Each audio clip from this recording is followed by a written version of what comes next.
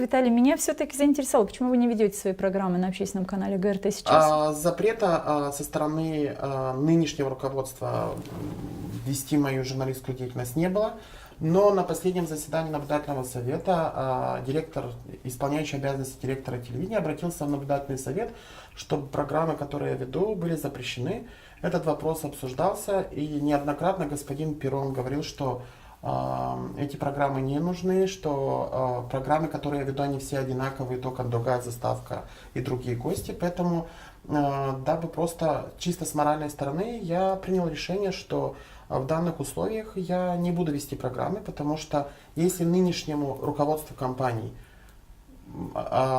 выступали с инициативой о запрете программ, то я думаю, что у них никаких проблем не будет для того, чтобы заполнить эфир другими программами.